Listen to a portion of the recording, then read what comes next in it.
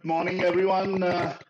Welcome to this webinar on the top 5 tax planning strategies by Fortuna Advisory Group. My name is Dinesh Aggarwal, and I'm the Managing Director of Fortuna Advisory Group and will be presenting today's webinar. I can see that some more people are logging in. So quite a few attendees have logged in, a few more joining. So we'll just wait for a couple of more minutes for other attendees to join in, and then we'll kick off the presentation. In the meantime, just a little bit about myself as a presenter. So I'm the Managing Director and founder of Fortuna Advisory Group with more than 25 years of experience in Australian and international tax, business strategy, business planning, and I normally deal with a lot of SME clients and help them in their business growth journey and with a lot of tax planning strategies. So a little bit about Fortuna Advisory Group. Just before that, a little bit of housekeeping. If you have any questions, please feel free to type in the chat box, and I will address the questions towards the end of the presentation. We will have enough time to cover as much questions I can towards the end of the presentation. So please feel free to type in the chat box. If you have any audio or any other technical issues, please type in the chat box as well. So everyone, if someone can type in the chat box, if everyone can hear the audio quite clearly.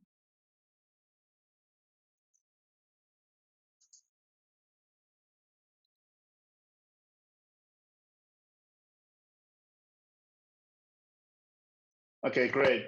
So we'll move on. Just a little bit about the Fortuna Advisory Group. As you can see from an infographic on the screen, this infographic is also on our reception in the office, and this represents the timeline of our clients and the various milestones in their life and how Fortuna Advisory Group offers holistic solutions in helping the clients in their financial and wealth management journey. As a multi-award winning practice, we have 4 major divisions in the practice: tax and business advisory, financial planning, mortgage broking, and legal services. And we are proud to have been awarded the Multi-Service Firm of the Year at the National Accounting Awards in 2019, and also the Telstra State finalist for 2019 in the medium and making waves category. So we'll move into the tax planning. Just a little bit about what is the importance of the tax planning before the financial year end. So the tax planning basically is the legitimate ways of reducing your tax by adopting certain strategies and planning methodologies which are available in the tax legislation. So you use the legal and acceptable ways to reduce your tax as much as you can by adopting the legitimate strategies. As you know, in Australia, we have a progressive marginal tax rate. So the more your income is, you go in a higher tax bracket and you pay more taxes. So you need to see how you can invest or adopt some strategies where you can minimize your tax by at the same time still being able to earn high income.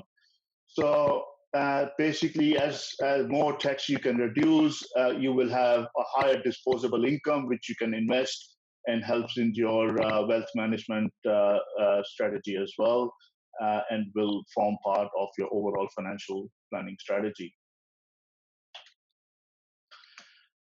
So I will start with the first main strategy for today, which is the instant asset write-off of $150,000 and the accelerated depreciation under the new legislation. So this is the most buzzing strategy at the moment, and everyone quite aware of from the media and the announcements that the businesses are, or the small businesses are able to claim an instant asset write-off of $150,000 if they buy any asset for use in their business. And I'll also touch upon the accelerated depreciation available for any assets which are above the value of $150,000.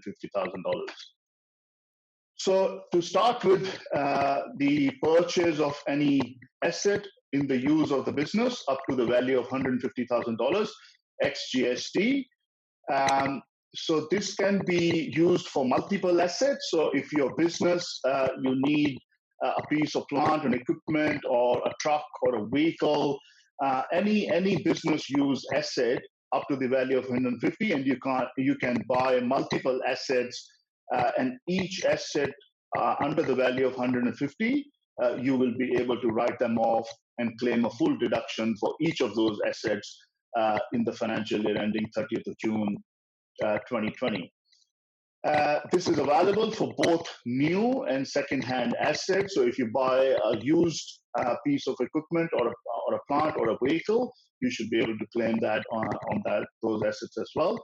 There are certain categories of assets which are excluded. We don't need to go into too much detail about that, but just a few examples. If there are certain assets which have been allocated to a low-value pool, which is if in business you're using a pooling method to depreciate, some horticulture plant, including grapevines, and some softwares allocated to the development pool, and capital work deductions. Now, capital work deductions basically means any improvements to the buildings or building work, so anything in context to the building will not be covered under the instant asset write-off.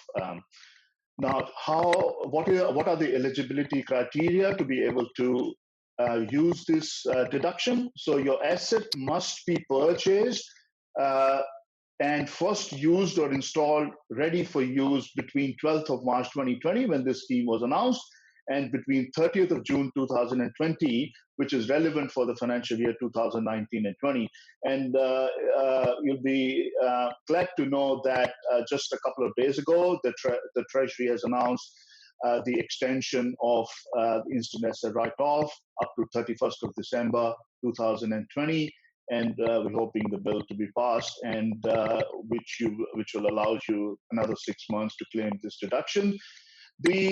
As the legislation stands as of today, this was going to revert back to $1,000 from 1 July 2020, which will now be extended up to 31st of December 2020. So we expecting that after that, this will revert back to $1,000, not to the $30,000 limit, which was there before this 150 came in. So if the assets are purchased before 12th of March 2020, before the scheme was announced, you still fall in the earlier threshold of $30,000. So anything purchased between 1 July 2019 up to 12th of March is limited up to $30,000.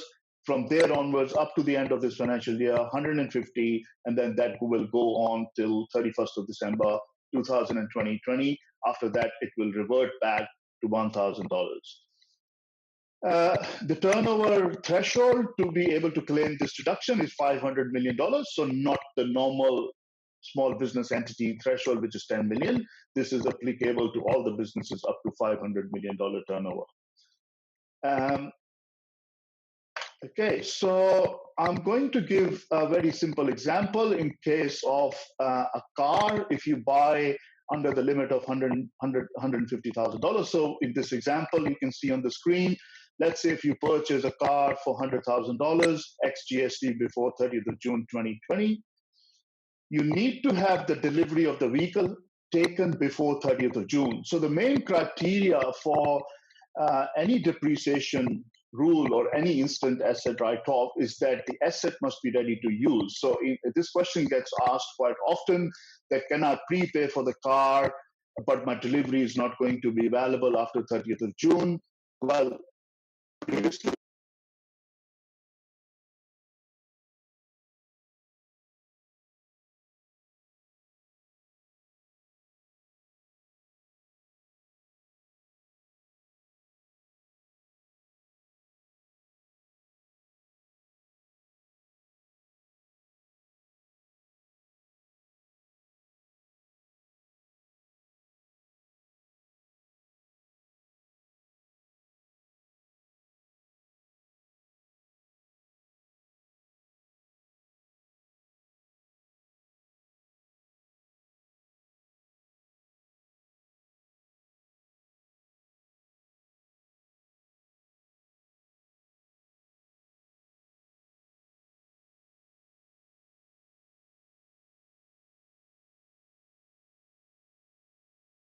I hope it is a little bit better now. If you can hear me a little bit better. Okay, great. Thank you. Um, so, as I said, I'm taking an example here that the car is 100% for business use. Now, as you can see, this car is above the luxury car limit. So, under the tax legislation, we have a luxury car limit for any vehicles purchased for business use. And if you cross the luxury car limit, your depreciation or instant asset write-off is restricted to the value of the luxury car limit. And the luxury car limit applicable for 2019 and 20 financial year is 57,581. So in this instance, even if your car, the value of the car is below the overall threshold of 150, and the car value is 100, you wouldn't be able to claim the $100,000 in totality. You will be restricted to 57,581 as the full instant asset write-off. The remaining portion of 42,419 will be carried forward as a non-depreciable portion of the car in your books under the depreciation schedule, and you will not be able to claim any depreciation. And since the 57,581 has been fully written off in this year, you will not have any residual depreciable value, which will be carried forward in your general pool or under the normal depreciation rules. Now, if you have a private use of this vehicle, which normally is the case if the directors are using the car for their personal travel as well, because this is a company and a trust, you will be able to claim the full cost and the full deductions as the operating cost of the car. But then you will have to do an FBT adjustment, and there are a couple of different ways to do an FBT adjustment, which is not in the scope of the discussion for today's webinar. But either you have to pay a fringe benefit tax on the private use of the car, or you have to do an FBT adjustment by doing an employee contribution or a contribution by the director who's using the car to offset the fringe benefit tax element. Just to give another example, if someone is operating the business as a sole trader, in that instance, you will only claim the business use percentage of the value of the car itself, or in this case, the luxury car limits. For example, if you have a 40% private use, the deduction will be available for the 60% of the luxury car limit of 57,581, in which case the total deduction available in 2020 year would be $34,548. Now, coming next to the accelerated depreciation. Now, what happens if you have to buy any asset which is more than $150,000 value ex GST, which could be, a heavy truck or a heavy piece of equipment or a plant?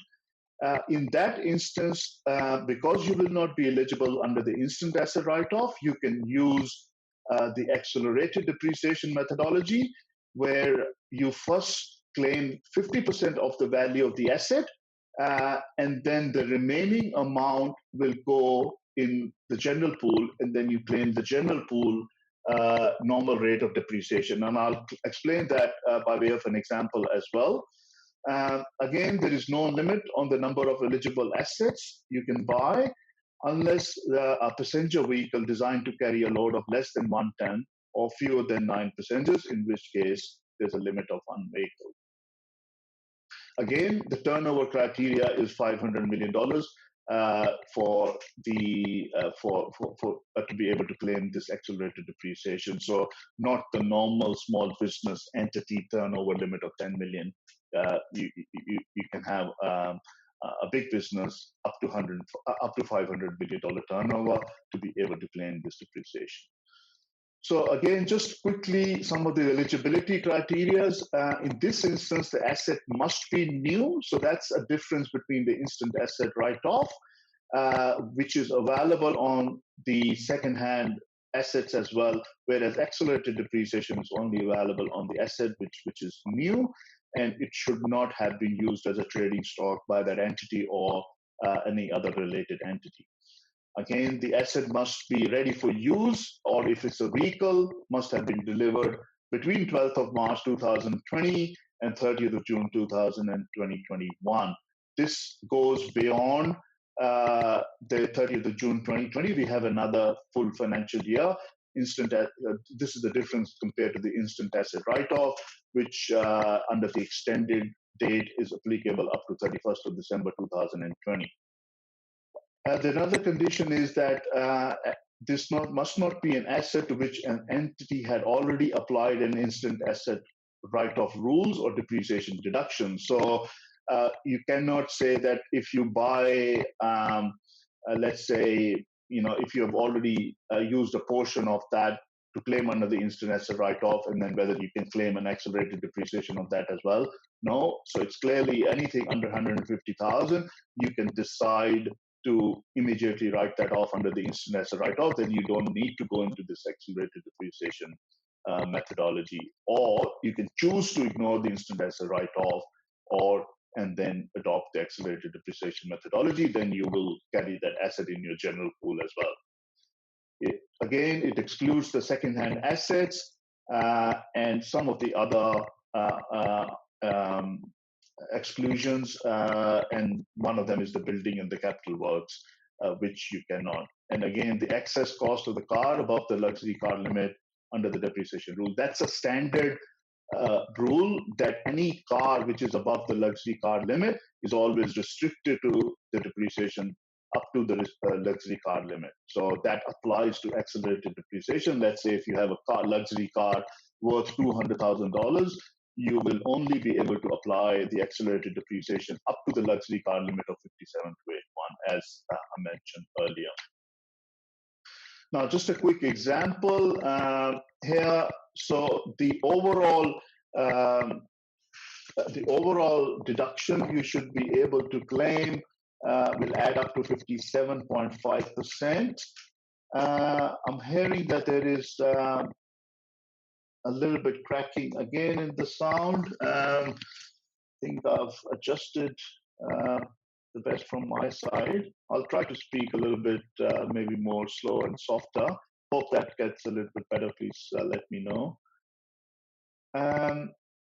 So in this example, let's say you're buying an equipment for $200,000 ex GST before 30th of June. No instant asset write-off is applicable in this case because this is above the 150,000 write-off.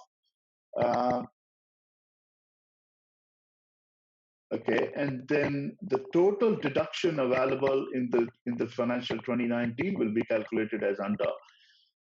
You first claim an accelerated depreciation at 50%, so that is $100,000.